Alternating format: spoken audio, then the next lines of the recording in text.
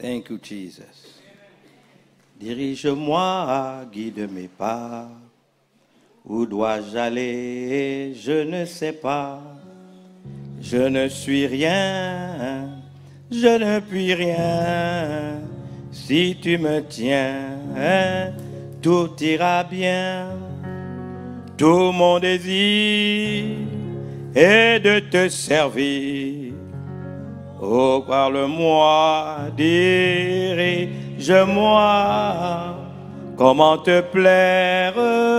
Je veux tout faire en toi seul et pour toi. Que dois-je dire? Oh, j'ai besoin de ton fidèle et tendre soin.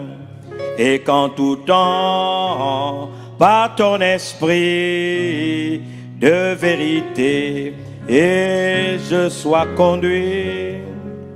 Tout mon désir, Jésus, est de te servir. Oh, parle-moi, dirige-moi. Comment te plaire? Je veux tout faire en toi seul et pour toi. Tout mon désir est de te servir. Oh, parle-moi, dirige-moi. Comment te plaire?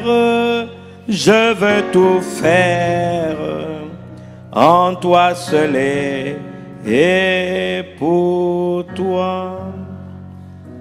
Seigneur, je voudrais que tu m'utilises simplement comme un instrument en tes mains pour être en bénédiction à ton peuple. Il s'agit de leur éternité. Il s'agit de tes desseins éternels sur chacune de ces vies. Seigneur, illumine les yeux des cœurs afin qu'il nous soit donné de connaître quelle est l'espérance qui s'attache à notre appel, quelle est la gloire de ton héritage et quelle est envers nous qui croyons l'infinie grandeur de ta puissance, la même que tu as utilisée pour ressusciter Jésus-Christ d'entre les morts. Seigneur, fais-nous simplement cette grâce, alors que humblement à tes pieds nous apprenons de toi et que nous osons te dire, parle Seigneur, tes serviteurs et tes servants t'écoutent. Telle est notre prière en ton nom Jésus. Amen. Amen. Vous allez avoir l'habitude, dis à celui qui est à côté de toi, tu n'es pas n'importe qui. Il est temps que tu te prennes un peu plus au sérieux. Car Dieu a besoin de toi. Tu vivras assez longtemps pour accomplir ta destinée et faire des exploits pour Dieu. Bien-aimé, une déclaration est un acte de guerre. Et donc quand vous le dites, vous devez mettre de la conviction. Vous regardez quelqu'un, un voisin, vous lui dites, tu n'es pas n'importe qui. Il est temps que tu te prennes un peu plus au sérieux. Car Dieu a besoin de toi. Tu vivras assez longtemps pour accomplir ta destinée et faire des exploits pour Dieu. Frappe ta poitrine et dis, je ne suis pas n'importe qui. J'ai décidé de me prendre un peu plus au sérieux. Car Dieu a étrangement besoin de moi.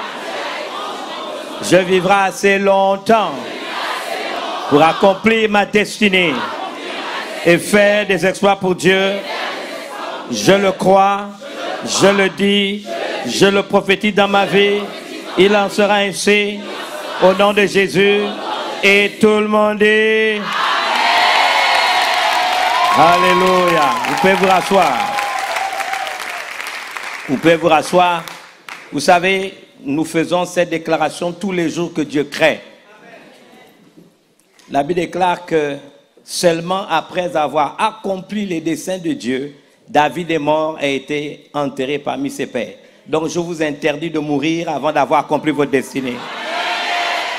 Non, vous n'avez pas entendu. J'ai dit, je vous interdis de mourir avant d'avoir accompli votre destinée. Vous devez être passionné par la destinée que Dieu a attachée à votre vie. Alléluia. Merci à l'apôtre Tsengue, Alain Patrick et Paulette, pasteur Paulette et tout le collège pastoral, nous sommes heureux de vous revoir. Ça fait 16 ans en réalité, si vous comptez le nombre d'années. La révérende a tout à fait raison d'avoir dit que, en fait, moi je ne réponds jamais, je ne vais jamais sous le prétexte d'être père si je ne suis pas invité. J'ai horreur de ça parce que nous-mêmes nous l'avons vécu quand nous étions jeunes.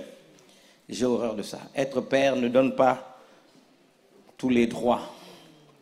Je ne réponds qu'aux invitations. Mais quelquefois, on estime qu'il y a des gens qui, comme elle l'a dit, ont besoin de vivre leur période d'incubation pour être un peu plus mûrs. Il faut leur laisser le temps de se casser la tête. Quelquefois qu'ils pensent que le travail est rude et difficile. Parce que vous savez, il y a une période où on pense qu'on sait tout. Et alors, il faut laisser cette période passer. Il y a un moment, quelqu'un vous dit, je suis fatigué, il y a des choses que je ne maîtrise plus. Et là, c'est le bon moment de venir. Amen. Souvent, quand nous, on se déplace, c'est que c'est une nouvelle, on va dire, période. C'est-à-dire, c'est un cycle qui commence. Alléluia. Un cycle qui s'achève et un cycle qui commence. Déjà, il faut dire que l'année 2020 est une année exceptionnelle.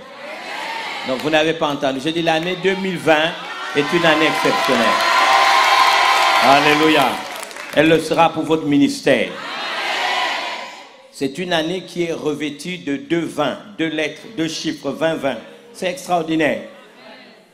Et vous savez, Jésus a dit que, vous le lisez dans la Bible, qu'aucun iota ou trait de lettre ne passera avant que tout ce qu'il a dit soit accompli. Vous le trouvez dans Matthieu. Et dans Luc, c'est dit d'une autre manière. Dans la Bible, il est plus facile, c'est ça que j'aime dans Luc, il est plus facile au ciel et à la terre de passer qu'il y a un iota. Iota, c'est la plus petite lettre. En hébreu, normalement, c'est un yod.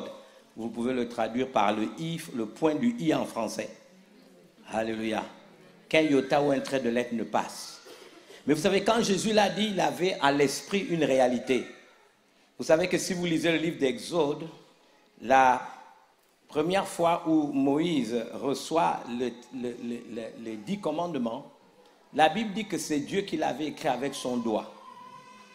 Et dans la culture hébraïque, et moi je crois en cela, ils pensent que chaque lettre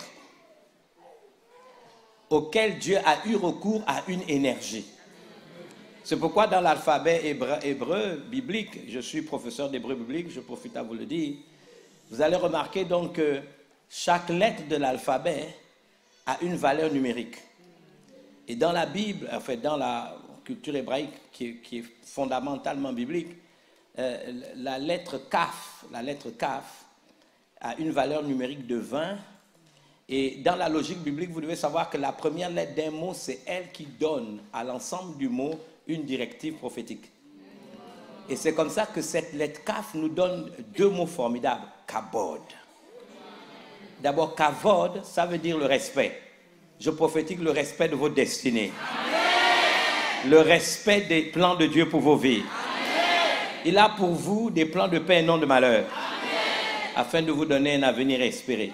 Nous sommes dans un temps où même l'atmosphère que vous respirez, ou bien l'environnement local, devra se soumettre à la destinée que Dieu a attachée à vous. Il y a des ennemis, vous savez, comme du temps de Jacob. C'est ça Kavod. Vous savez, ils ont chassé Isaac et Isaac est devenu plus riche. Ensuite, ils sont venus dire à Isaac, tu es devenu plus puissant que nous, faisons alliance. Tes ennemis feront alliance avec toi. Le respect de ton identité. Le respect de qui tu es. Le respect des desseins éternels de Dieu sur ta vie. Et c'est ce que apporte l'année 2020.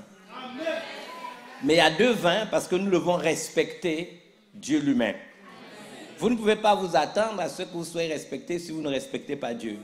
Donc le premier 20, c'est le respect de Dieu. La crainte de l'Éternel est le commencement. Vous connaissez la suite de la sagesse. Donc si vous apprenez à respecter Dieu, les gens vont vous respecter. Soyez des hommes et des femmes pieux et pieuses. Et Dieu vous fera grâce. C'est une année exceptionnelle. Demain, on dira autre chose parce qu'il faut avancer. Je suis très content de te revoir. C'est que ça, il n'a pas changé de visage. Peut-être il boit un exilé, tu nous donneras la formule. Quand je l'ai vu, il a le même visage, la même fraîcheur, la même joie. Que Dieu te bénisse. Et puis un homme fidèle.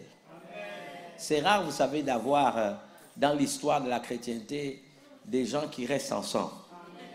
C'est rare et c'est triste. C'est la raison pour laquelle je suis heureux d'accueillir aussi Pasteur Esther Tchungu. Tchungu, c'est mon jumeau. Donc, vous savez, Jésus a dit, celui qui m'a vu a vu le Père. Donc, celui qui a vu Tchungu m'a vu. Et vice-versa, celui qui m'a vu a vu Tchungu. C'est un vrai partenaire pour la vie. C'est vraiment une famille, ce sont vraiment des parents. Nous les aimons, Dieu le seul sait. Moi, je n'ai pas beaucoup d'amis. Et je n'en veux même pas. Mais je peux vous témoigner que j'ai beaucoup d'ennemis. Et mon onction a besoin d'ennemis. Non, quelqu'un n'a pas compris. Quelqu'un n'a pas compris. Vous savez, vous avez déjà lu dans le livre d'Ésaïe, on dit que vous serez un traîneau aigu tout neuf, garni de pointes. Vous savez, les onctions marchent avec certaines situations. Et l'onction apostolique, il faut les ennemis.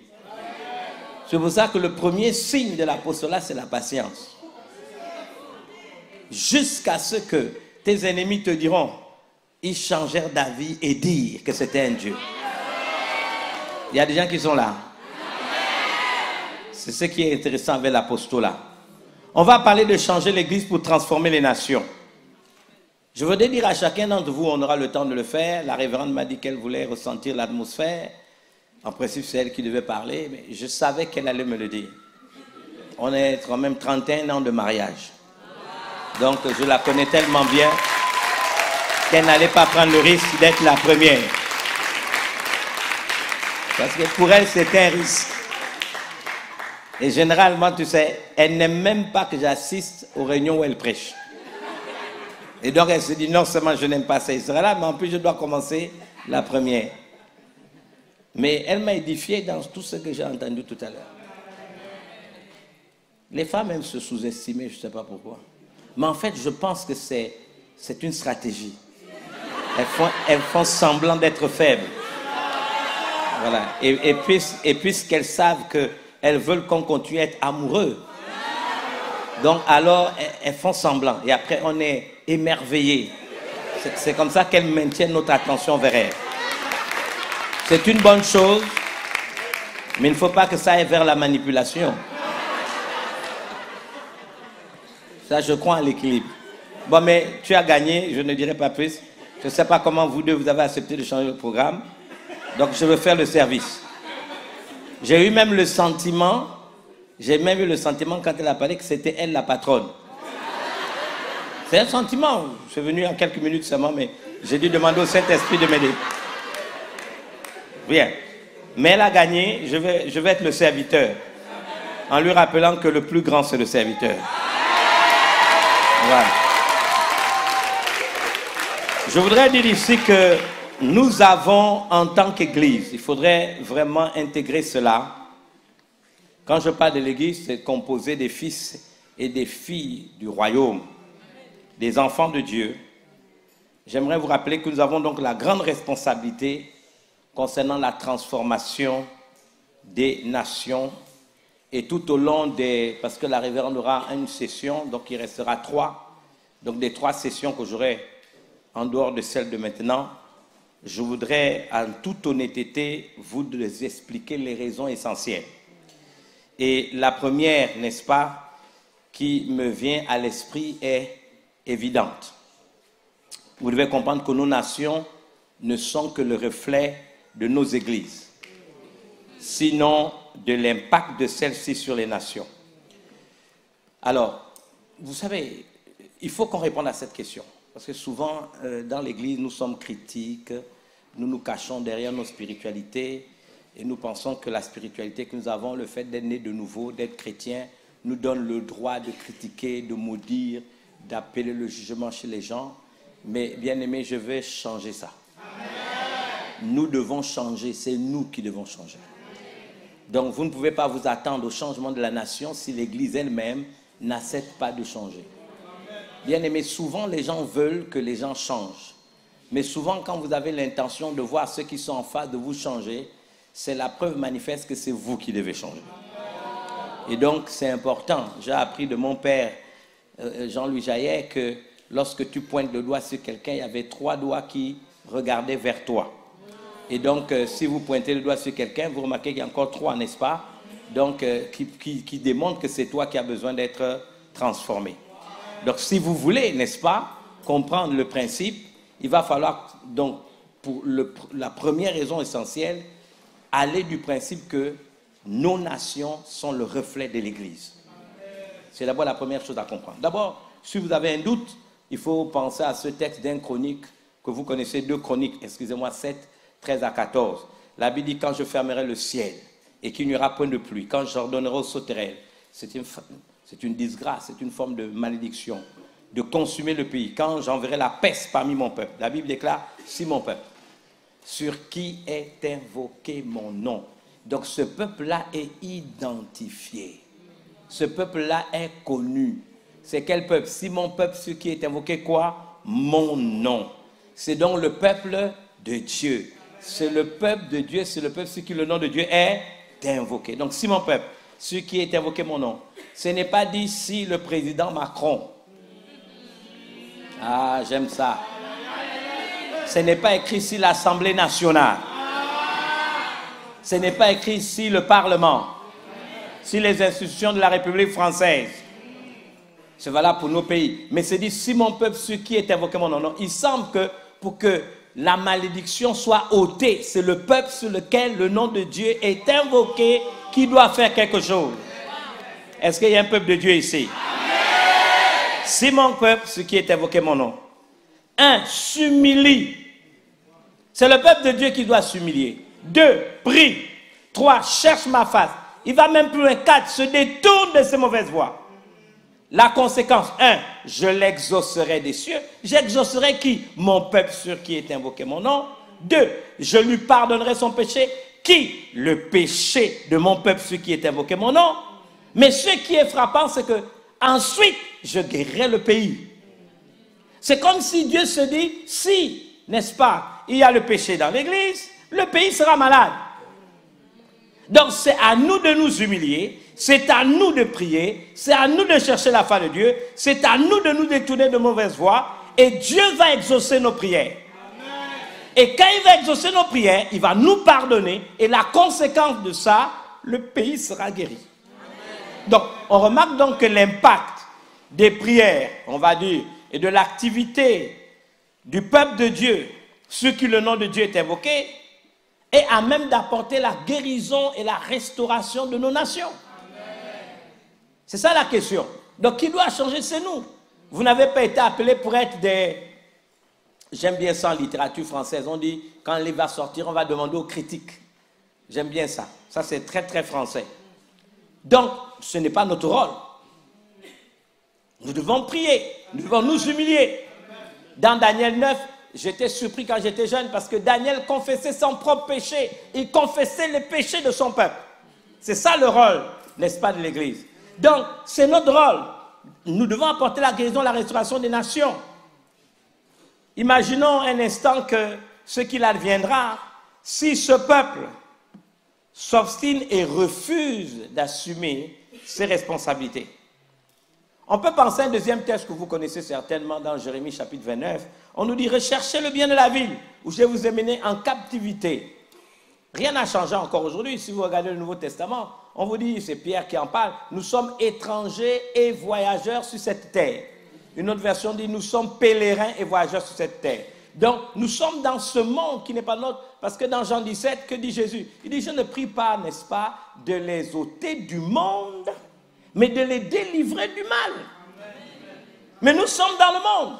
Ils ne sont pas de ce monde. Nous ne sommes pas de ce monde. Mais Jésus n'a pas pour autant dit de nous enlever le monde. Il dit non, je ne prie pas pour les ôter du monde. Nous sommes dans Jean 17. Mais de les délivrer du mal. Donc, nous ne sommes pas de ce monde, mais il ne veut pas nous ôter de ce monde. Il veut seulement nous délivrer du mal. Et la Bible dit donc, recherchez le bien de la vie où je vous ai mené en captivité. Il dit, priez l'Éternel à sa faveur. Priez l'Éternel en quoi? Pas en sa défaveur. Il a dit en quoi? Je n'ai pas entendu. Donc quand tu pries pour la France, tu pries comment? Il dit en sa faveur. Donc en fait, tu dois seulement connaître quelles sont les promesses que Dieu a faites pour la France et tu pries en faveur de la France. Même Dieu dit un jour à quelqu'un, réveille ma mémoire. Donc tu dois réveiller la mémoire de Dieu. Pasteur, il a trouvé un livre pour toi. Le baptême de Clovis. Il l'a trouvé. Je ne l'ai même pas envoyé chercher ça. Je lui ai dit, je cherchais un livre et puis lui il est parti. Il s'est rappelé que je t'ai demandé de le trouver. Je suis content. Il l'a caché quelque part. Il a mélangé pour retourner, pour récupérer ça. C'est un gars génial ce gars-là. Parce que votre bonheur dépend du sien. Notre bonheur donc dépend du bonheur du pays où Dieu nous a établis. Est-ce que quelqu'un m'entend? Alors si nous refusons d'agir ainsi, du fait de la violation de ces principes, est-ce que vous pouvez imaginer le degré de responsabilité, ou du moins d'irresponsabilité qui sera le nôtre? Je voudrais avancer. Quand vous lisez Ézéchiel chapitre 22, verset 30, qu'est-ce que la Bible déclare? Je cherche. Parmi eux, un homme qui élève un mur, qui se tienne à la brèche devant moi, qui se tienne à la brèche devant moi, donc devant Dieu. Et la Bible dit encore en faveur du pays. Je suis surpris, peut-être pas en France, ça n'existe pas ici. Mais en Afrique, quand vous demandez aux chrétiens, réunissons-nous, on va prier pour la nation, quand vous les entendez prier, vous vous posez la question pourquoi ils sont venus à la réunion de prière. Parce qu'ils ne prient même pas en faveur du pays. Ils viennent égrener devant Dieu leur frustration, leur amertume. Mais c'est pas ce que Dieu a dit. Il dit non, je cherche un homme, je cherche une... qui se tienne devant moi. Pourquoi il a dit qu'il se tienne à la brèche devant moi? Parce que si c'est devant lui que tu le fais, il connaîtra ton cœur. Il connaîtra tes mobiles et tes motivations. En faveur du pays. Et puis il dit, afin que je ne le détruise pas. Puisque toute vérité est parallèle, si je ne le fais pas, je vais détruire. On peut avancer. Mais je n'en trouve point. Dieu dit, je répandrai sur eux ma fureur, je les consumerai par le feu de ma colère, je ferai retomber leurs œuvres sur leur tête, dit le Seigneur l'Éternel. J'aimerais vous dire que au sein de l'Église, qui se doit d'être la maison de Dieu, l'appui et la colonne de la vérité, vous le savez, Dieu cherche un homme. Par extension, bien sûr, il cherche une femme, il cherche un jeune, il cherche un vieux, il cherche une vieille, qui s'engage à se tenir sur la brèche. La brèche, c'est, vous savez, comme une ouverture sur une barrière de sécurité, qui peut donc devenir, on va dire, le lieu de passage par lequel le destructeur, Satan, l'adversaire, qui s'élève contre tout ce qu'on appelle Dieu, qui s'élève contre tous les desseins et les projets divins, veut passer pour oppresser, égorger et détruire. Je vous pose une question. Pouvons-nous intégrer que seuls ceux qui, au nom du Seigneur Jésus-Christ, se tiennent devant Dieu en faveur et non à la défaveur du pays ont cette capacité à le protéger des ordres de l'enfer? Dieu est prêt à livrer les nations à la disgrâce s'il ne trouve aucune personne, pas même un seul, pour satisfaire à cette exigence. Dieu est prêt à livrer. Vous savez, je ne suis pas, j'ai à Libreville, vous pouvez poser des questions, un de mes meilleurs amis est imam. Il a eu un problème, nous étions dans une commission, je crois la commission nationale pour le statut du conjoint survivant, et pendant que nous étions à l'Assemblée nationale en train de travailler, on lui a dit que son père était en train de mourir. Cet imam-là est sorti pour répondre au téléphone et au moment de revenir dans la salle, il n'est pas rentré totalement dans la salle, il est resté entre la porte entrouverte et il m'a fait signe. Je suis allé vers lui, il dit, papa est en train de mourir, on vient de mettre un avion à ma disposition, je m'en vais. Et bien il me dit, avant de partir, j'aimerais que tu pries pour moi. Un imam. Il s'est mis à genoux. J'ai imposé les mains. Et j'ai prié au nom de Jésus. Écoutez bien, c'est pas fini. Je ne trouve aucune raison, je n'ai aucun mérite. Mais ce qui m'a frappé, c'est qu'il m'a ajouté quelque chose. Il dit, tu sais, je te demande une chose, prie encore pour que quand j'arrive, mon père ne soit pas mort, que je le vois, qu'il me voie une dernière fois. Je lui dis, va avec la force que Dieu te dit, tu le verras. Il a pris l'avion, il est parti. Quand il est arrivé, de l'aéroport, directement on l'a amené au domicile familial. Les yeux de son père étaient encore ouverts. Son père l'a couru, l'a serré dans ses bras et s'en est allé. Quand il est revenu 3 semaines plus tard, j'étais certainement dans les activités quotidiennes très occupé. Et il m'a fait envoyer un message en disant, il ne m'avait pas prévenu, il ne m'avait même pas averti. Demain matin, il y a, écoutez bien, une rencontre d'action de grâce que j'organise sur l'esplanade de la mosquée. Je vous ai dit une rencontre de quoi?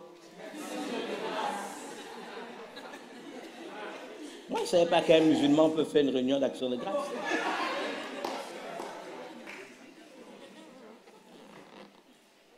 Et j'étais surpris. Il me dit, écoute, pardon, il faut que tu y sois. Je dis, bon, écoute, je vais aménager mon programme. Je suis même arrivé en retard. Quand je suis arrivé, je vous dis la vérité, l'esplanade était bondée de monde. Mais ce qui m'a surpris, j'ai trouvé des membres du gouvernement, j'ai trouvé des personnalités, j'ai trouvé l'archevêque de Libreville, j'ai trouvé des leaders de confessions religieuses d'autres communautés. J'étais gêné d'être en retard et on m'a mis à la place d'honneur avec les autres. Donc je me suis assis un peu gêné, me courbant, demandant pardon et tout ça. Et il a dit, bon, maintenant qu'il est venu, on peut commencer. J'étais gêné. J'avais demandé à Patrick, que tu connais, qui est maintenant près du Seigneur, de m'accompagner, pas à son âme. Et puis Patrick me regarde gêné, il était derrière moi, il dit... Pff. Et quand il prend la parole, il dit, écoutez, ici dans ce pays, j'ai un aîné. Et il raconte ce que je viens de vous raconter. Et il leur dit que j'ai demandé qu'il prie pour moi. Il a dit, mais dans chaque famille, il y a un aîné, c'est lui qui va parler au nom de ma famille. Alors je lui dis non, l'archevêque est là. Il dit non, je leur ai déjà dit que c'est toi. Il fallait que je fasse un message. Je vous dis la vérité, je ne sais pas, sur une centaine de personnes, estimant qu'il y avait 60 barbus. Vous leur dites quoi à ce moment-là? Il y a quelqu'un qui m'entend? J'ai prêché la parole. Chaque mot que je disais, il répétait Hamina, Hamina, Hamina. Non, attendez, vous ne comprenez pas ce que j'essaie de vous dire. Est-ce qu'il y a des gens qui sont là? Vous êtes dans la salle?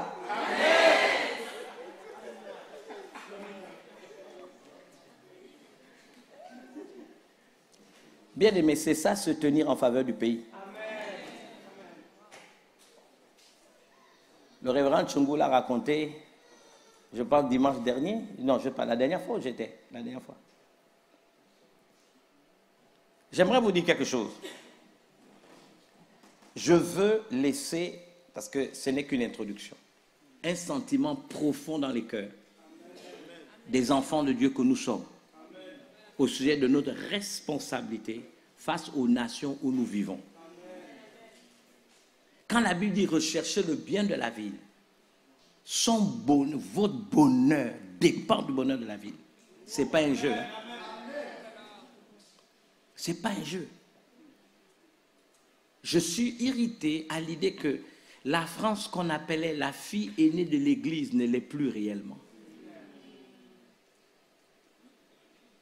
Pasteur Darius était avec moi quand il a trouvé le livre. Je lui ai dit, alors, quand tu ouvres un livre, il y a 2 choses à faire.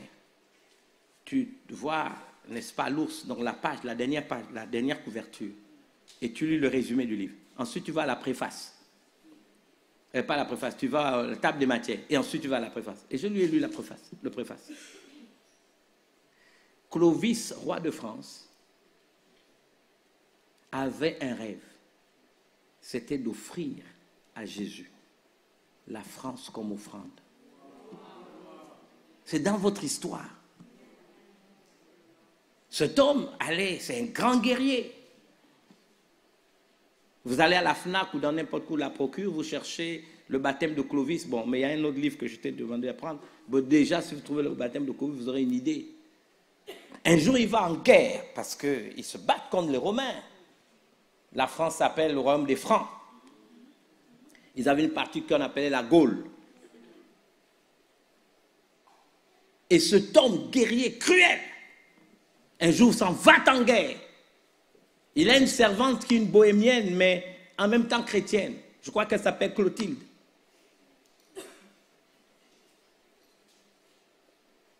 Et un matin,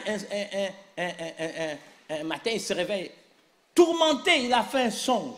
Il s'est vu aller en guerre. Et au moment où il arrive, il voit les ennemis en face, il veut les attaquer. Une croix flamboyante s'interpose entre lui et l'armée qu'il va attaquer. Comme pour lui dire stop. Mais la croix, elle est gigantesque. Elle est enflammée. Alors il est tourmenté. Et il se confie à cette femme bohémienne qui lui dit non. Jésus veut que tu te battes pour lui. Le signe de la croix, il lui dit que c'est la puissance pour ceux qui croient en lui. Si tu te soumets à cette croix flamboyante, qui est l'œuvre de Jésus sur la croix, tu gagneras toutes les guerres. Et cet homme dit, écoute, si c'est vrai que je vais en guerre et que je gagne, alors ce pays, je le donnerai à Jésus. Vous savez, les symboles de la France, pour ceux qui ne le savent pas, de la royauté de France, c'était les lits des champs. Qui le sait? Mais qui sait que c'est un des noms de Jésus dans la Bible?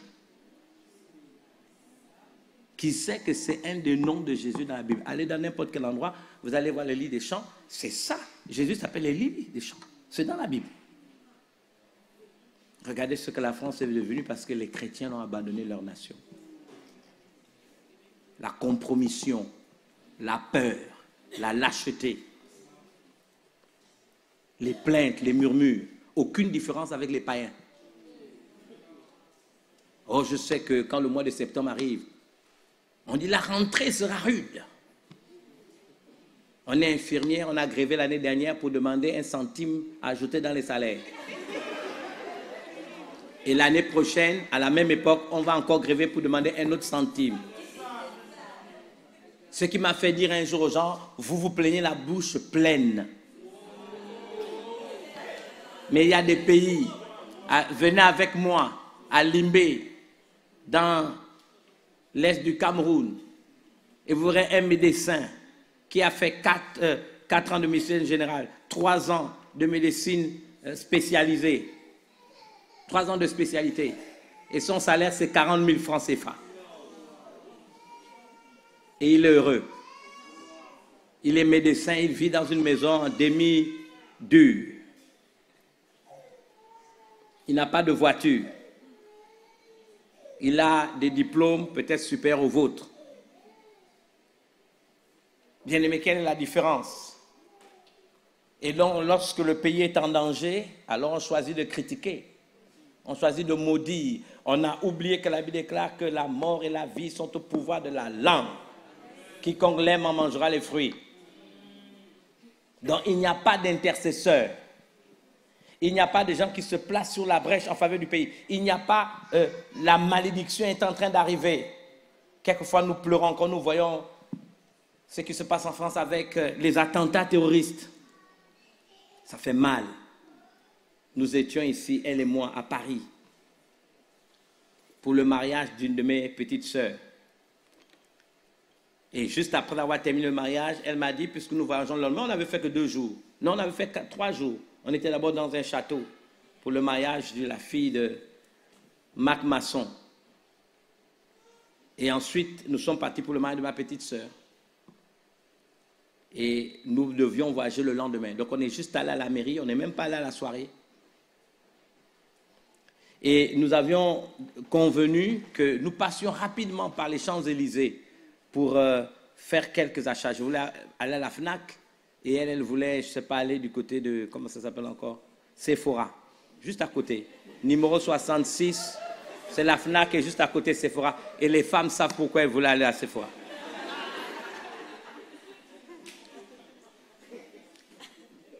Apôtre, nous arrivons à la FNAC.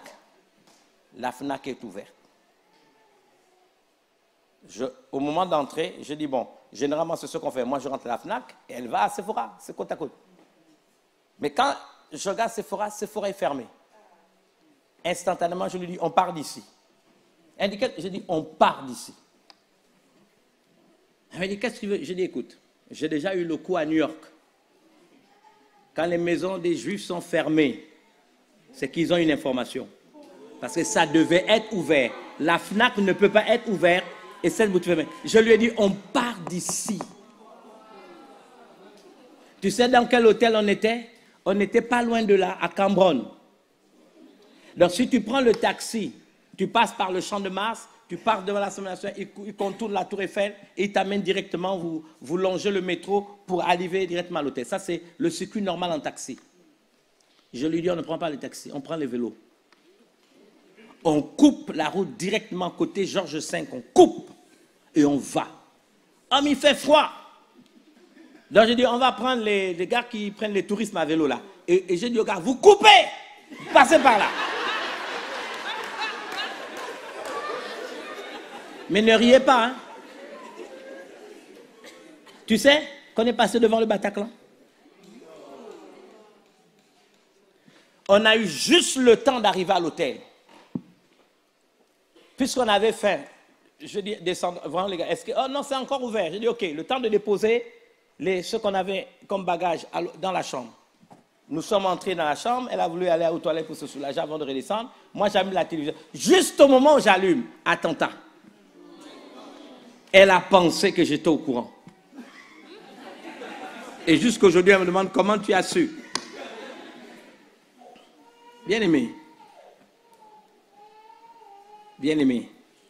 nous avons des responsabilités. Vous savez que le diable va envoyer les gens sans escale en enfer. Êtes-vous la génération prête à répondre à Jésus pour dire ces gens n'ont pas entendu l'évangile, ils sont allés en enfer. Le jour où vous mourrez, vous allez passer le corridor. Et n'est-ce pas, parce que c'est ce fleuve de soufre et de feu. Et vous êtes là, parce que vous pensez que vous devez être sauvé seul. Alors vous allez marcher, et puis des gens de votre génération vont crier, et vous là, je souffre cruellement, tu ne m'as pas parlé de l'évangile. Peut-être ton ange va dire, tu le connaissais? Et tu vas dire non. Et ton ange va dire, tu mens même ici?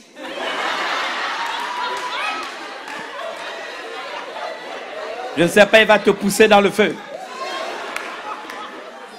Mais vous savez, l'invité prétentieux est quand même allé au banquet. Mais il n'avait pas les habits. Il faut vous donner des images comme ça. Parce qu'on estime que non, tout le monde doit aller au ciel. Nous allons aller au ciel, les autres peuvent aller en enfer. Donc on n'assume plus notre responsabilité. Donc on ne prie pas, on ne s'humilie pas, on ne cherche pas la face de Dieu. Et le pays n'est pas guéri. 2, on ne se tient pas devant Dieu en faveur du pays. C'est encore grave. J'aimerais vous donner quelques illustrations et on va commencer à chuter. Vous savez, l'histoire de l'intercession d'Abraham pour sauver le peuple de Sodome et Gomorrhe est d'une belle illustration. On nous dit dans le livre de Genèse, pour ceux qui lisent leur Bible dans le chapitre 18, verset 20, on nous dit, et l'Éternel dit, c'est Dieu qui parle. Il dit à Abraham, le cri de Sodome et Gomorrhe s'est accru. Et leur péché est énorme. C'est pourquoi moi, je vais descendre et je verrai si on agit entièrement sur le bruit venu jusqu'à moi. Et si cela n'est pas, je le saurai. Les hommes s'éloignèrent et allèrent vers Sodome. Mais Abraham se tint encore en présence de l'Éternel. Abraham s'approcha et dit, feras-tu aussi périr le juste et le méchant? Peut-être y a-t-il 50 justes au milieu de la ville. Tu les feras aussi périr aussi et ne pardonneras-tu pas à la ville à cause des 50 justes qui sont au milieu d'elle? Faire mourir le juste avec le méchant, en sorte qu'il en soit du juste comme du méchant. Loin de toi cette manière d'agir. Loin de toi, celui qui juge toute la terre, n'exercera-t-il pas la justice? Il met Dieu devant ses responsabilités. Et l'Éternel dit, si je trouve dans Sodome 50 justes au milieu de la ville, je pardonnerai. Je pardonnerai toute la ville à cause d'eux. Abraham reprit et dit, certains me se disent, ah, moi je connais comme les gars de Sodome et Gomorrhe, mais voici, j'ai osé parler, Seigneur. Moi qui ne suis que poudre et cendre, peut-être 50 justes. Des 50 justes, il en manquera-t-il 5? Je ne sais pas où sont partis les 5. Il dit, pour les 5 là, détruiras-tu toute la ville? Et l'Éternel dit, je ne les détruirai point. Ce que j'aime dans le texte, c'est que Dieu sait compter. Si je trouve 45 justes, Il sait compter le gars là. Abraham continua de lui parler, dit, peut-être si trouvera-t-il 40 justes. Et l'Éternel dit, je ne fais rien à cause de ces 40. Abraham dit, oh, que le Seigneur ne s'irrite point, et je parlerai peut-être si trouvera-t-il 30 justes. Et l'Éternel dit, je ne ferai rien si je trouve 30 justes. Abraham dit, voici, j'ai osé parler au Seigneur, peut-être si trouvera-t-il 20 justes. Et l'Éternel dit, Abraham, je ne détruirai point à cause des 20. Abraham dit, bon, que le Seigneur ne s'irrite point. Est-ce que vous êtes prêts à faire ça pour la France? Je ne parlerai plus que 7 fois. Moi, je te conseille, tu aurais dû continuer à parler. Il dit, peut-être si trouvera-t-il 10 justes. Et l'Éternel dit, je ne la détruirai point à cause de ces 10 justes. L'Éternel s'en alla lorsqu'il lui achevé de parler à Abraham. Et Abraham retourna dans son... Écoutez, avant même qu'Abraham n'intercède, Dieu connaît exactement le nombre de justes. Et bien aimé, il n'y en avait même pas 10. Il n'en avait même pas 10. Mais certains ont oublié ce que dit le livre de Corinthiens. Lui qui n'a point commis de péché, Dieu l'a fait devenir péché pour nous, afin qu'en lui nous devenions justice de Dieu. Où sont ces hommes de justice? Il nous a donné cette identité de juste et nous ne sommes même pas capables d'intercéder en faveur du pays. Donc les villes de Sodome et de Gomorrhe furent détruites selon ce que Dieu avait déclaré d'avance. Parce qu'il ne trouva pas moins de 10 intercesseurs se tenant devant lui en faveur du pays. Aux yeux de Dieu, cela révélait de manière certaine la méchanceté à grande échelle du peuple de Sodome et Gomorrhe. Si je ne peux pas trouver 10 justes, quelle est la fonction de ces justes intercéder? Je ne sais pas si vous entendez. Mais vous allez me dire, oui, mais quand même, Lot et sa famille ont été sauvés. Parlons-en. Lot et sa famille ne durent leur salut qu'à la miséricorde de Dieu, qu'il manifesta à l'endroit d'Abraham. Vous êtes d'accord avec moi? Le seul intercesseur qui osa se tenir devant lui en faveur des populations. Quelqu'un est d'accord? C'est le neveu. Je pense que quand il intercédait, il pensait à Lot, à la femme de Lot, à ses 2 filles, aux 2 époux, ça faisait 6, et puis s'il faut ajouter 4, peut-être ils ont des cousins, bon, 10. Je pense que c'est ce qu'Abraham pensait. Si vous lisez Genèse 19, 29, c'est ce que la Bible dit. Lorsque Dieu détruisit les villes de la plaine, il se souvint d'Abraham. La Bible ne dit pas qu'il se souvint de Lot. Il se souvint d'Abraham et il fit échapper Lot du milieu du désastre par lequel il bouleversa les villes où Lot avait établi sa demeure. Donc Dieu s'est souvenu de l'intercesseur. Il dit, bon, il n'y a pas 10, mais quand même ton neveu, bon, on va faire quelque chose. Mais nous pouvons aussi penser que ce gars avait une très bonne éducation quand il était bien sûr chez Abraham. C'était quelqu'un certainement qui avait appris, comme Abraham, à exercer l'hospitalité. C'était d'une bonne qualité. Vous savez que quand les gens de Sodome ont découvert des gens, ils ont décidé qu'ils voulaient connaître, n'est-ce pas, des hommes. Donc vous imaginez, on ne va pas parler de ça ici. Hein? Il ne faut pas faire le coup de Castanou. Il m'invite chez lui et puis avant la prédication, il me dit, oh, toi je te connais, hein? On ne parle pas d'homosexualité dans l'église parce qu'ici les lois. Je lui ai dit, il ne fallait pas m'en parler. Puisque tu en as parlé, je veux en parler. Alors, puis Tsenge m'en a pas parlé, il ne m'a pas mis de défense, donc je ne veux pas t'embêter. La seule chose que je veux te dire quand même, Dieu hait l'homosexualité. Mais il aime l'homosexuel, qui doit être sauvé. Ça, c'est comme ça qu'on parle en France. Au Gabon, je dis, celui que je touche, je le bastonne, je le tue. Ça, c'est au village. Au village, c'est ça que je dis. Je t'attrape, tu es mort. Mais ici, on ne dit pas ça. Il faut dire Dieu aime. J'essaie de franciser mon message. Mais tu comprends que ma peau ne changera pas pour autant. Hein? Mais Dieu les aime. Je peux vous garantir que Dieu les aime. Il va avoir des onctions pour les changer. Je vous dis, Dieu va faire de grandes choses. Vous allez voir, il va y avoir des grandes conversions au milieu de ces gens.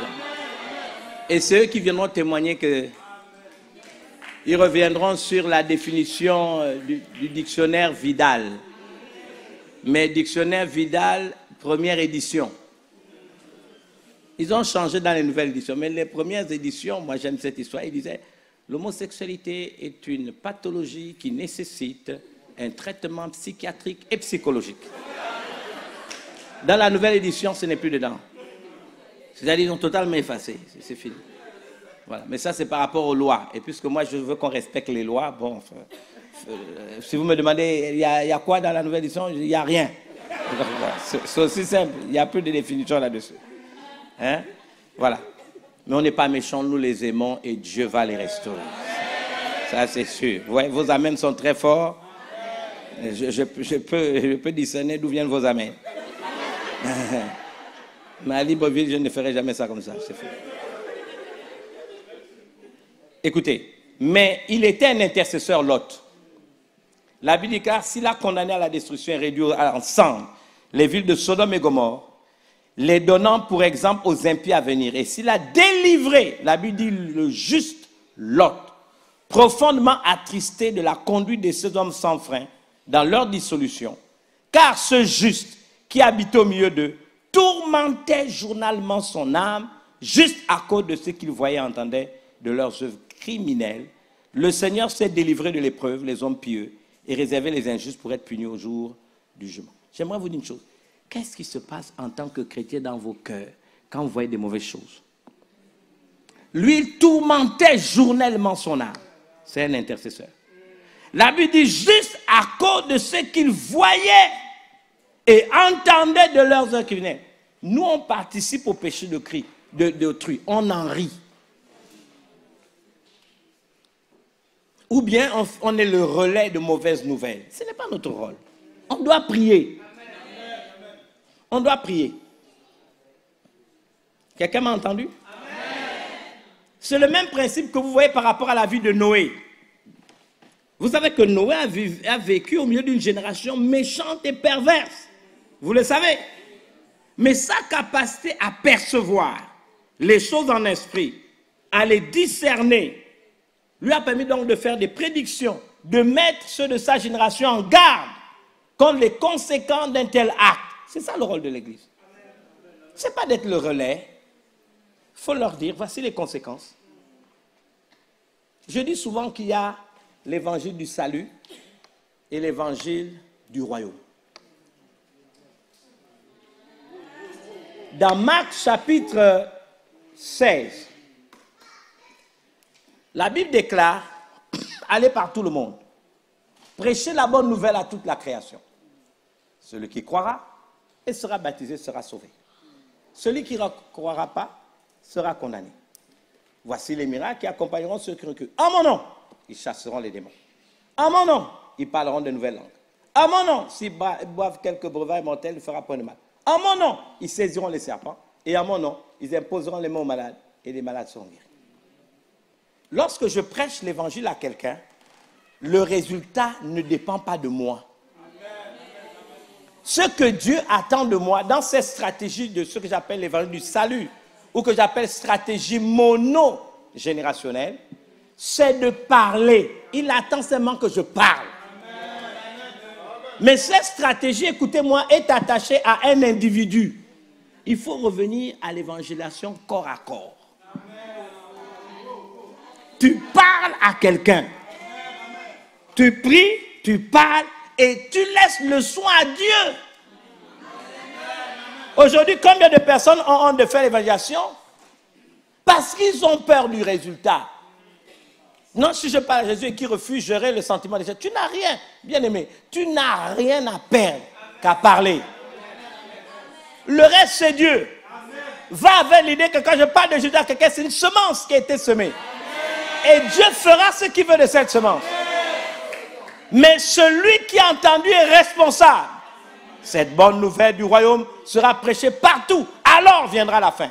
Donc, quand la fin viendra, la personne ne pourra pas dire, parce que Jésus dit, tu te souviens, le 17 janvier 2000, 20 à telle heure, la parole t'a été prêchée. Tu es condamné pas parce que tu as péché, pas parce que tu es ivrogne, pas parce que tu es débauché, parce que tu as refusé le salut gratuit qui t'est offert par Jésus-Christ. Est-ce que quelqu'un m'a entendu? Ça, on doit le faire. Ça rentre dans le cadre de la discipline chrétienne. Mais il y a l'évangile du royaume. Et là, nous sautons. Nous allons dans Matthieu 28. Et là, maintenant, je parle d'une stratégie multigénérationnelle. Il dit, faites de toutes les nations des disciples. Là, il s'agit des nations, la France compris. Faites de toutes les nations des disciples. La Bible dit ensuite, les baptisons au nom du Père, du Fils et du Saint-Esprit. Et enseignez-leur à observer tout ce que je vous ai prescrit. Voici, je suis avec vous tous les jours jusqu'à la fin du monde. Là, ce n'est plus, n'est-ce pas, l'évangile corps à corps que j'annonce à une personne physique. Là, c'est l'évangile que j'annonce à la nation. La confusion qu'il y a eu dans ce texte, c'est parce qu'on a dit « et baptisé ». Et donc, les gens se sont dit « donc ça veut dire encore des personnes ». Non. Ici, il s'agit de baptiser les nations. Mais comment baptise-t-on les nations? Écoutez, c'est le « et » qui est une conjonction de coordination. Et enseigne-leur. On baptise les nations en faisant la promotion des principes bibliques. Si je me retrouve pour un problème devant un chef d'État, devant un président du Parlement ou une institution, en tant que chrétien, c'est ce que la Bible dit que je vais proposer. Je n'ai pas à avoir honte. La Bible dit, enseignez-leur à observer. Je ne sais pas si les gens comprennent ça. Si l'opportunité me donne de donner un conseil, rappelez-vous Joseph. Joseph, qu'a-t-il fait? Pharaon a eu un songe. Il a raconté le songe. Et Pharaon a pu recevoir l'interprétation du songe. Mais il a baptisé la nation d'Égypte parce qu'il ne s'est pas arrêté à dire le songe c'est les deux choses que tu as vues, c'est une même chose. C'est ce qu'il a dit. Les choses que tu as vues, c'est une même chose. 7 années d'abondance, suivi de 7 années de famine. Tout le monde est d'accord? Donc l'Égypte va avoir tant d'années d'abondance, mais il y aura 7 années de famine qui feront oublier les années d'abondance. Il ne s'est pas arrêté là. Il dit maintenant, qu'est-ce qu'il lui a enseigné? La parole de Dieu. Il avait appris cette parole de Dieu où? Dans la maison de son père. À 17 ans, c'est lui qui gérait les moutons. À 17 ans, les gens ne savent pas. La Bible déclare que c'est Joseph qui gardait les moutons. 1. 2. La Bible déclare, et c'est mal écrit en français, dans la Bible seconde, on dit il habitait dans la maison, n'est-ce pas, de Bilha et Zilpa, concubine de son père. Non, littéralement, il était l'intendant des 2 maisons.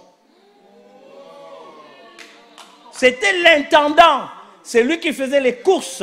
C'est lui qui devait savoir, pour la maison, là, tant de kilos de riz, tant de kilos de viande, tant de kilos de pâtes, là-bas, le sucre, etc. Il était l'intendant. Troisièmement, on lui a donné l'administration de la boîte familiale. Quatrièmement, il avait appris à être intègre. Ce n'est pas qu'il allait dire à son père les mauvais propos. Il dit non, tes gars-là sont grossiers, tes gars-là ne sont pas consacrés, tes gars-là n'ont pas la crainte de Dieu. À 17 ans. Et quand le père a vu ça, il lui a donné une robe à plusieurs couleurs. Il l'a distingué des autres. Maintenant, plus tard, il se trouve devant Pharaon. Il n'a pas de difficulté de lui dire, je vais t'enseigner les principes. Regardez, quand vous le faites, quelle que soit la situation, ça marche. N'a-t-il pas été envoyé dans la maison de Potiphar? Quel était son statut? Vous ne me parlez pas. Quel était son statut? Je n'entends pas. Eh bien, explique-moi pourquoi la Bible dit clairement, on reviendra de là demain peut-être, qu'il habitait dans la maison de son maître.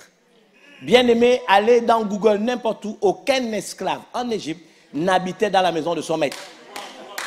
Aucun, c'est le seul.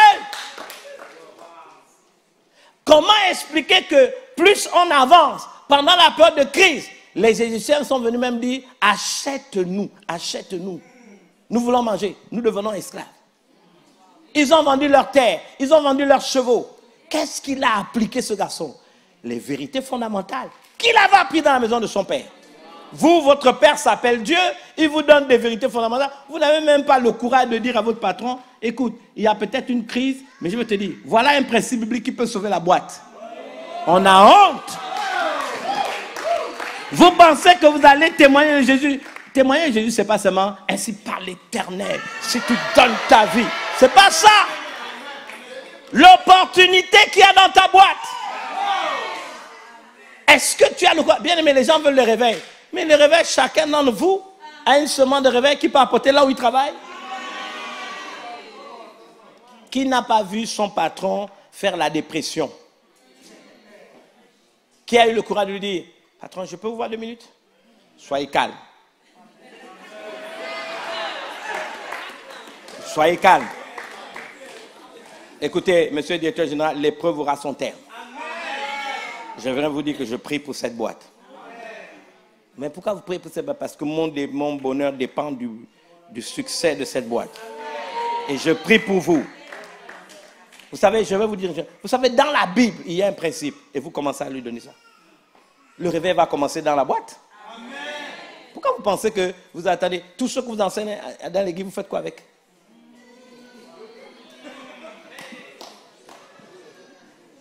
Ils se tiennent sur la brèche en faveur du pays. C'est se tenir aussi sur la brèche en faveur de l'entreprise où tu travailles. Je vais finir en vous disant quelque chose. On continuera demain. Une chose qui me choque, ça fait 3 fois que je viens à Paris pour une sœur, une cousine qui se marie. Mais ce qui me choque, c'est à chaque fois j'ai trouvé un jeune Français d'origine arabe, et donc musulmane, soit premier adjoint au maire, deuxième adjoint au maire ou maire lui-même. Et je n'ai pas encore trouvé un chrétien. Il y a une élection municipale. Es-tu parti saluer le maire? Il fallait lui dire bonjour. Moi, j'ai une église. Quelle est votre politique? Qu'est-ce que vous voulez faire? Mais je peux vous envoyer des cartes de l'église, vous soutenez. Vous mettez-les dans votre liste. Nous n'avons aucune raison de vous voter puisque nous n'avons aucun d'entre nous dans votre liste. Il vous mettra dans la liste. Et que le gars soit fermé pour que dans 1 an, 2 ans, 3 ans, il soit la prochaine élection, le futur premier adjoint au maire.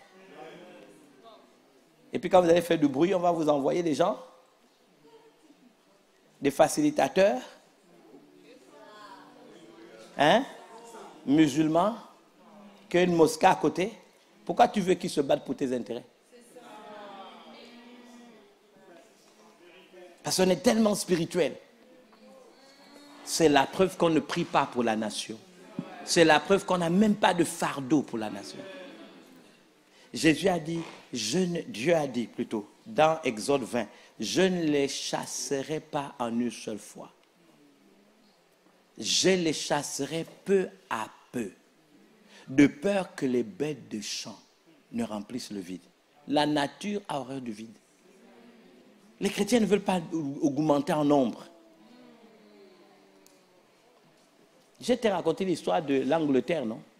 Leur projet, c'est un projet qui est né en 1800 et quelques.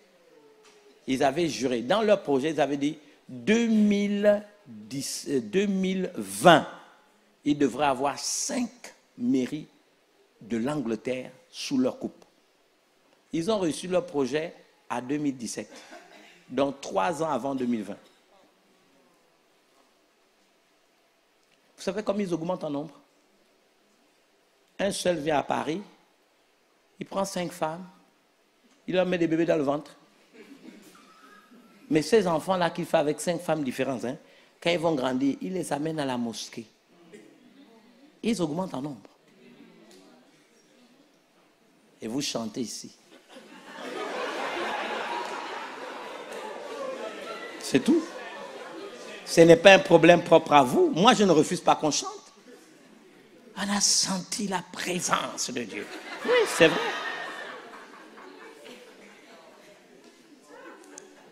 Tu sais, j'ai refusé, je ne te dirai pas le nom du pasteur, mais c'était à Paris. Et puis, Dans cette église, il y avait beaucoup d'Ivoiriens. Ils ont chanté leur chant, là, le feu. Brûle-en-moi, brûle-en-moi, brûle-en-moi. Et j'étais assis, je devais prêcher. Ça m'a déconcentré. Et à un moment, une femme qui était assez grosse vient danser devant moi. Brûle-en-moi, brûle-en-moi. J'étais énervé. C'est ça qu'on en fait à l'église. Le pasteur assis est brûle-en-moi, brûle-en-moi.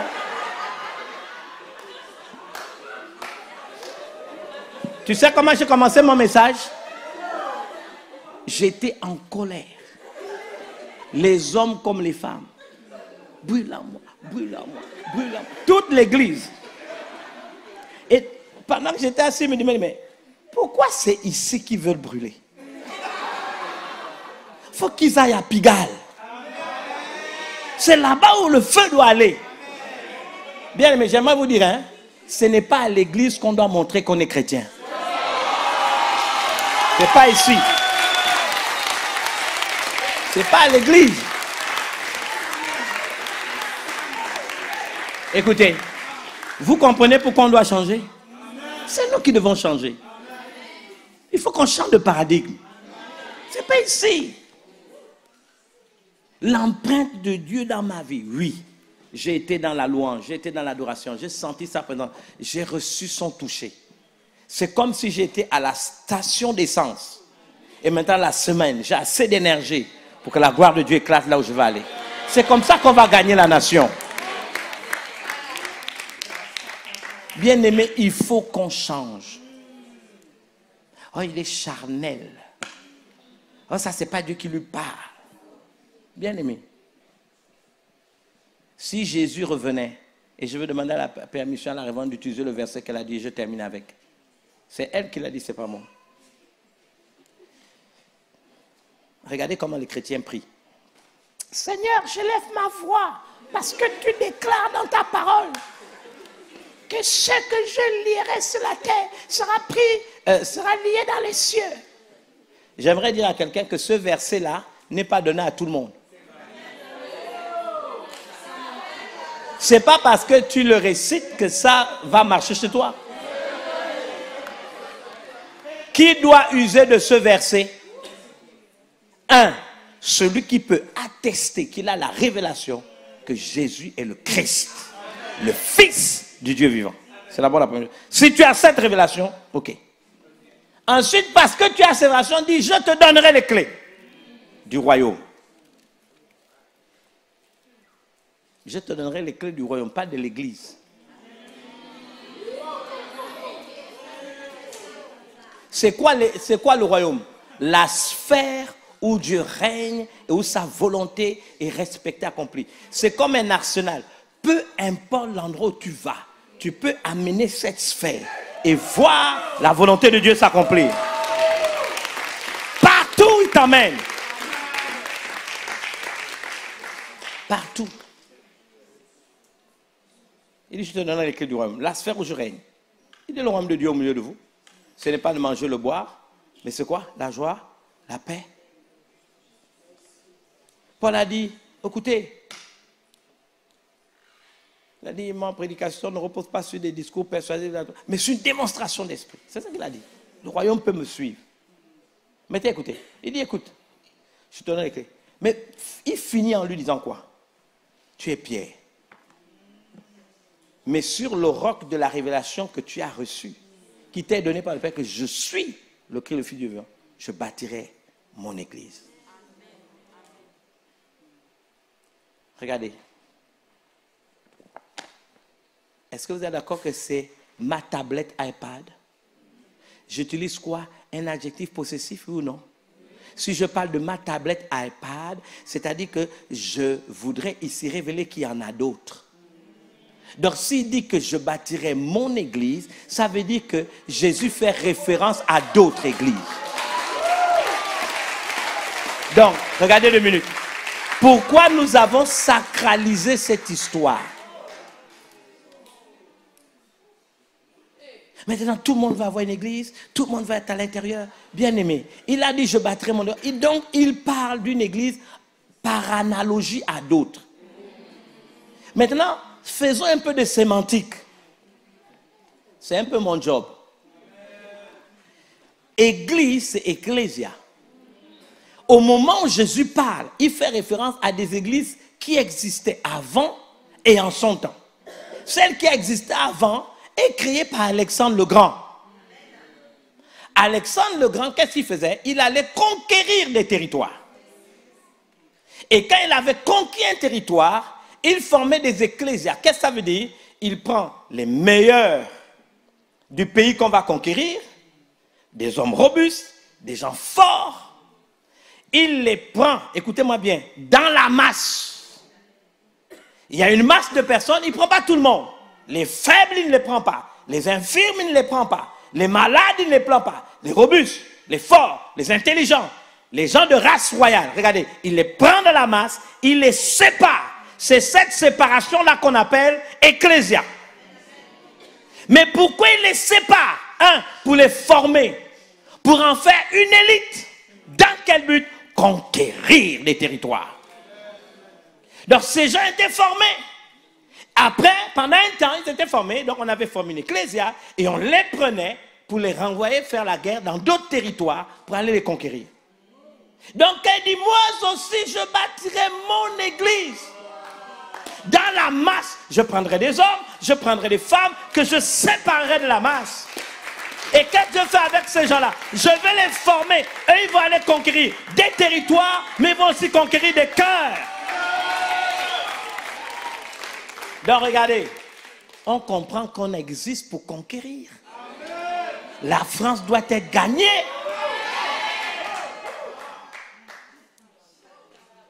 C'est pas pour chanter seulement. Pour entendre un idiot de pasteur prêcher tous les dimanches.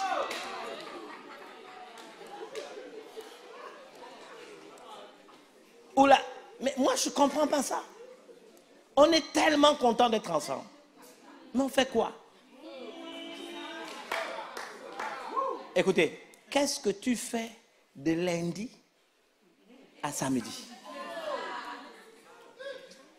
Oh pasteur, dimanche j'étais à l'église. Mais venir à l'église, tu n'as rien fait pour Dieu. Tu n'as rien fait. Attendez, qu'est-ce qui se passe la semaine? Est-ce que nous travaillons la semaine? Nous évoluons dans ce que j'appelle cette ligne linéaire. Avec notre énergie, avec notre force. On peut en parler. Mais dimanche, on revient sur ce que j'appelle la ligne circulaire. On revient à l'église pourquoi? Pour jeter nos couronnes devant Dieu. On vient l'adorer. Seigneur, cette semaine, j'ai travaillé, tu m'as maintenu en vie, j'ai pu atteindre mes objectifs.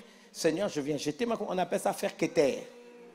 Je viens faire keter. Je jette mes couronnes devant Dieu. Je viens l'adorer. Je viens recevoir la parole et la nouvelle énergie pour la semaine. Donc, quand tu as fait ça, tu n'as rien fait. Tu as fait ce qui est normal. Bon, enlevant dimanche, tu as fait quoi? Enlevant dimanche. Parce que tu étais dans le groupe de chant et toute la matinée, tu as chanté en bougeant comme ça, tu as fait quelque chose pour Dieu. Mais tu es dans un service normal. Tu es chantes.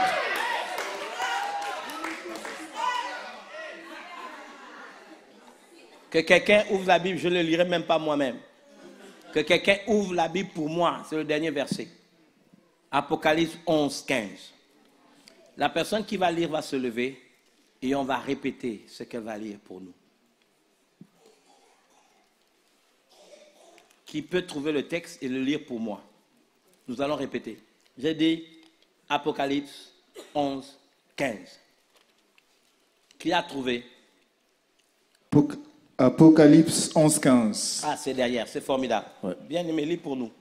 Le 7e ange sonna de la trompette. Disons ensemble, le 7e ange sonna de la trompette. Et il y eut dans le ciel de fortes voix qui disaient. Et il y eut dans le ciel de fortes voix qui disaient. Le royaume du monde est remis à notre Seigneur et à son Christ. Le royaume du monde est remis au Seigneur et à son Christ. Et il régnera au siècle des siècles. Écoutez, qu'est-ce qui est remis au Seigneur Jésus? En grec, un royaume, c'est basileia. Tout ce qui est autorité, gouvernement, commandement, puissance, administration, c'est dedans. État, c'est dedans. Nation, c'est dedans. Institution, c'est dedans. Donc la finalité de notre existence, en tant qu'Église, fils et filles du royaume, c'est que quand la 7e trompette va être sonnée, on devra être prêt à prendre la France et remettre la France à Jésus, pour qu'il règne au siècle des siècles. Nous sommes loin du compte. Les royaumes du monde. Parce que Satan a usurpé ça. Et Dieu a choisi une seule institution, formée d'hommes et de femmes, fils et fils du royaume, pour lui rendre ce qui lui appartient. Il a refusé de descendre sur terre pour se battre. Parce qu'il est Dieu. Il a dit non. L'homme créé à mon image le fera pour moi. Nous devons, c'est la finalité, prendre tous les royaumes du monde. Écoutez, les anges ont commencé à humecter leurs lèvres. Et les premières trompettes ont déjà sonné. Nous sommes en retard. Bien-aimés, nous serons condamnés si nous ne sommes pas capables, bien-aimés, si nous faisons de la religiosité. Alors que nous devons, c'est la finalité. Le 7e ange, c'est le dernier ange. Quand il va sonner, Jésus vient et dit, Seigneur, voici la France, voici le Gabon, voici l'Afrique, voici l'Europe, voici l'Amérique. Notre objectif, c'est quoi? Nous voulons que ce soit toi qui règnes au siècle des siècles. Pas le diable, pas le monde. C'est toi qui dois régner. Donc, quel type d'église nous devons avoir? Une église qui change pour transformer les nations. Que Dieu vous bénisse.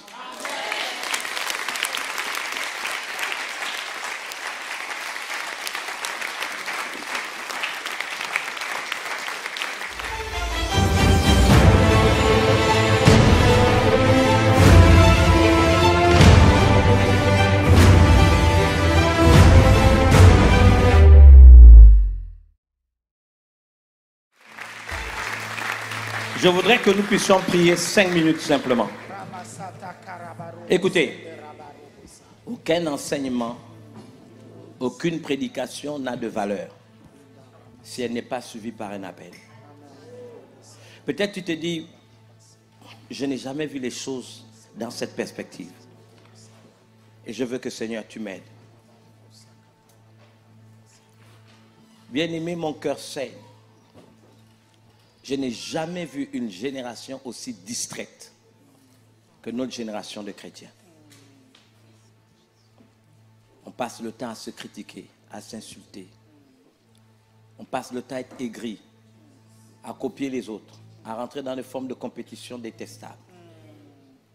Mes amis, le travail, il est là. Aucun d'entre vous, au son de ma voix, ne doit estimer que Dieu ne l'a pas appelé. Déjà, il dit lui-même, il y a beaucoup d'appelés. Donc cela suppose que nous sommes tous appelés. Mais quand on dit il y a peu d'élus, ça ne veut pas dire qu'il disqualifie les gens. Ça veut dire peu comprennent pour entrer dans la dimension où Dieu les attend. Le jour où j'ai découvert que finalement c'est ça que Dieu attend, j'ai démystifié le ministère. Bien-aimé, une seule âme qui va en enfer, c'est un échec pour l'Église.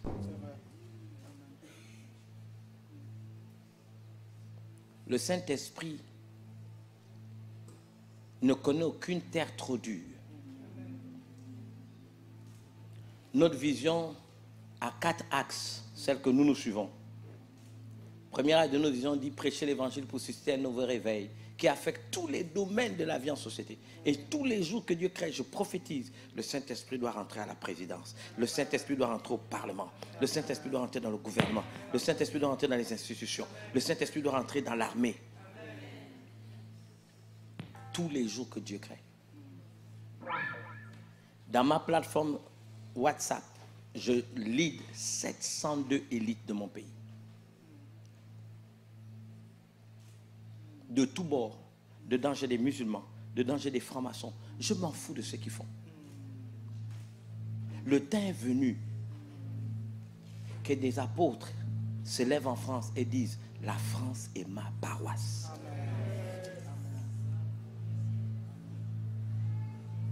Si la France devient ta paroisse, Macron devient un membre de ta paroisse.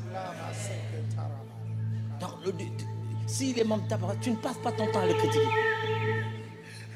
Ce n'est pas ton job.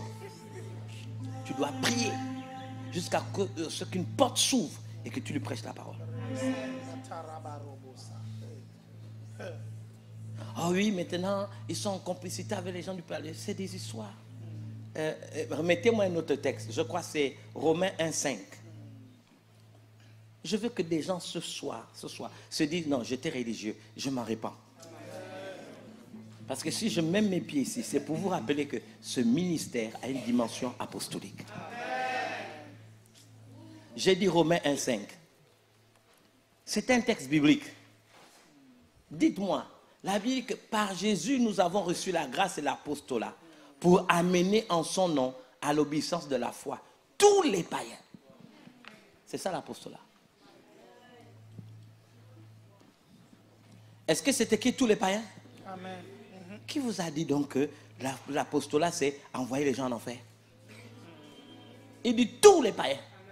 Quand la France devient votre paroisse, vous allez aimer tout le monde. Les musulmans qui vivent ici sont vos paroissiens. Vous priez, il y aura une opportunité. Un des grands miracles qu'on a vécu dans notre ministère, c'était en 1991, à Port-Gentil. Les musulmans ont amené une femme aveugle. Ils l'ont laissée assise avec tous ses enfants. Parce qu'on leur a dit qu'il y a des pasteurs qui prêchent. 91, je me rappelle ce jour-là. J'ai vu cette femme avec tous ses enfants, elle ne voit pas. Mais ses parents, mari, je ne sais pas quoi, l'ont déposée là. Comme, je ne sais pas quoi, des ordures, et puis ils sont partis. Mais quand elle est rentrée chez elle, elle voyait de ses deux yeux. Écoutez, toute la famille est venue. On n'a pas le temps de les critiquer. Parce que eux, s'ils voient le miracle, ils abandonnent tout et viennent à Jésus. Nous sommes un temps où même ceux qui ont connu les profondeurs de Satan vont fléchir les genoux. Mais où sont ces chrétiens qui vont les recevoir? Vous allez les juger? Un drogué peut venir parce qu'il aime la musique. Il a des cheveux qui tombent jusqu'aux pieds. Il sent la cigarette, il sent le chanvre, il sent la drogue. Et vous allez voir venir se mettre à genoux devant l'autel. L'évangile, ce n'est pas de lui dire demain, coupe tes cheveux.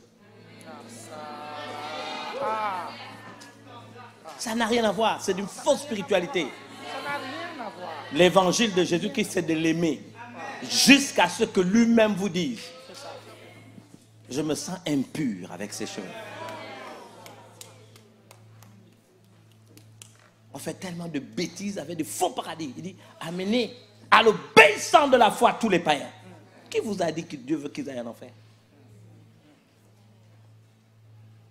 Dis à ton voisin, ça va changer. Ça va changer. J'aimerais dire que l'église, ce n'est pas un club d'amis.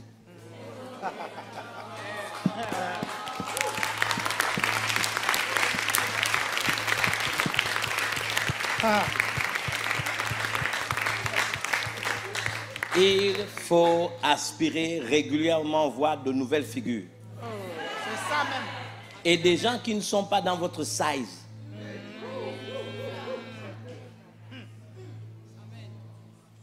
Il faut être courageux, les accepter et s'attendre à ce que Dieu les transforme. Amen. Est-ce qu'on peut prier ensemble? Baissons nos têtes. Répétons cette sainte prière. Seigneur Jésus, nous voulons être des instruments entre tes mains Entre tes mains, pour le salut de ceux et celles de notre génération, le salut de ceux et celles de notre génération. pour un réveil Pour un réveil qui affecte qui affecte tous les domaines tous les domaines de la vie, de la vie, de notre société. de notre société. Un réveil Un réveil où ton esprit où ton esprit peut affecter les sphères a affecté les sphères du pouvoir politique, du pouvoir politique, des institutions, les institutions, le pouvoir législatif le pouvoir législatif, affecter de manière positive affecter de manière positive notre économie, notre économie, nos élites, nos élites, y compris intellectuelles, y compris intellectuelles, nos forces de défense et de sécurité, nos forces de défense et de sécurité, nos compatriotes, nos compatriotes, Français de souche, Français de souche, Français d'adoption Français d'adoption et tous les peuples qui vivent. et tous les peuples qui y vivent. Seigneur, c'est la France, Seigneur, c'est la France, c'est l'Europe, c'est l'Europe, c'est les nations c'est la nation que nous sommes censés que nous sommes censés t'offrir en offrande t'offrir en offrande pour que tu y règnes pour que tu y règnes au siècle des siècles. au siècle des siècles.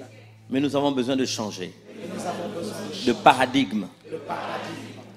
Nous avons pendant longtemps œuvré au changement des autres sans être changés nous-mêmes. Nous avons besoin d'expérimenter une nouvelle forme de conversion. Il n'y a que par ton esprit que tu peux nous aider à y arriver.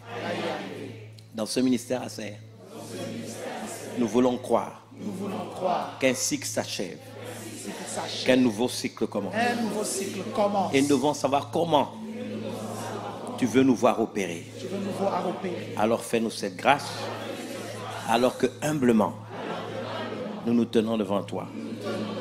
Nous appelons la présence de ton esprit, l'illumination de nos cœurs, pour que nous voyions comme tu vois. Comme tu vois.